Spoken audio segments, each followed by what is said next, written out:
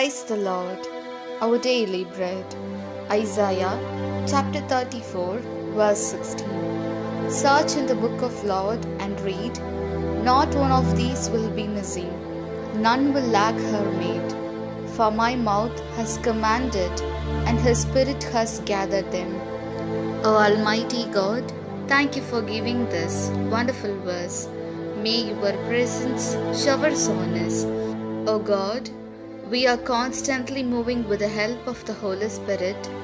Our bodies and souls are possessed with the Holy Spirit. And you have chosen us to be your people. Therefore, bless us to live forever as your people, fearing you and your word and not rejecting them. We ask this in the name of Jesus Christ. Amen.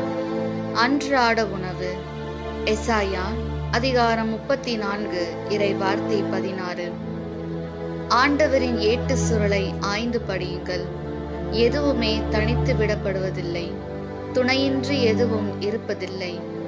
ஏனெனில் ஆண்டவரின் வாய்மொழிந்த கட்டளை இது, அவரது ஆவிதான் இவற்றை ஒருங்கிணைத்தது.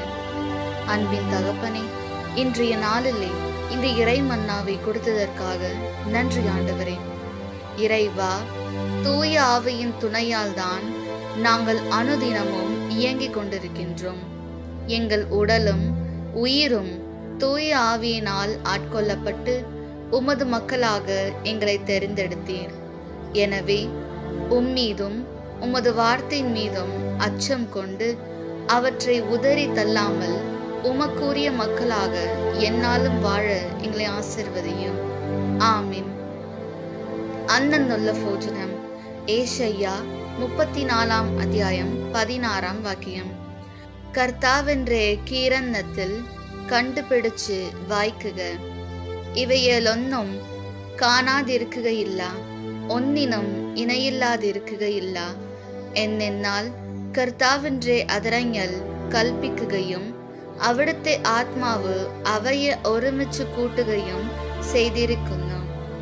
ദൈവമേ, അങ്ങയുടെ ആത്മാവിനെ ഞങ്ങൾക്ക് നൽകി ഞങ്ങളെ അനുഗ്രഹിക്കുകയും ഞങ്ങളെ തെരഞ്ഞെടുക്കുകയും ചെയ്ത് അങ്ങയുടെ മക്കളായ ഞങ്ങൾ അങ്ങയെ ഭയന്ന് ജീവിക്കുവാൻ വേണ്ട കൃപാവരം ഞങ്ങൾക്ക് നൽകണമേ.